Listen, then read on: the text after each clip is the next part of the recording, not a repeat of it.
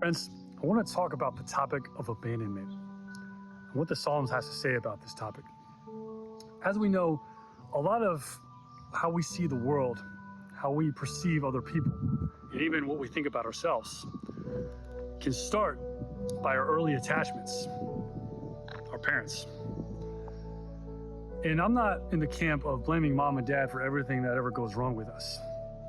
With that being said, if there's a severing in that early attachment, it has an impact on us.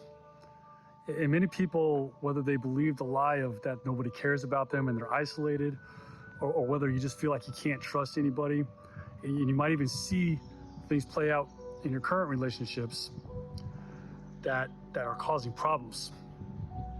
If there's abandonment early on, it can really impact us. Psalm 27 actually gives a lot of pictures that speak directly to this thing. It starts out by saying, "The Lord is my light and my salvation. Whom shall I fear? The Lord is the stronghold, the refuge of my life. Of whom shall I be afraid?"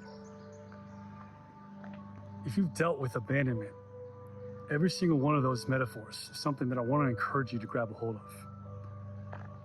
You see, you might feel like you've been struggling, floundering in the darkness. The Lord is the light. You might feel like you have nowhere to turn for refuge. The Lord can be your refuge. Then in verse 10, David says this profound thing. He says, "My father and mother have abandoned me, but the Lord will take me in." And we can talk about David's relationship with his parents and try to psychoanalyze him, but the point is this.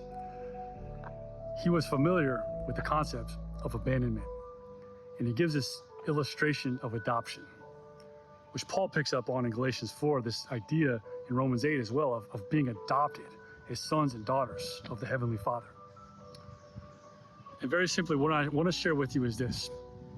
If you've dealt with any level of abandonment in your life, and it's causing you challenges now in your relationships, in how you see yourself, whether you can trust anybody, whether you even feel like life is worth living sometimes, I want to encourage you to grab a hold of the metaphors of Psalm 27 and let your Heavenly Father speak to you what your earthly parents could not do.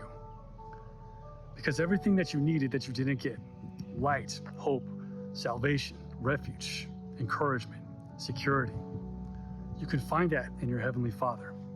And the promises that He gives us are true. If this has been your reality, start with Psalm 27 and begin the process of allowing your Heavenly Father to speak the things that you've always needed to hear.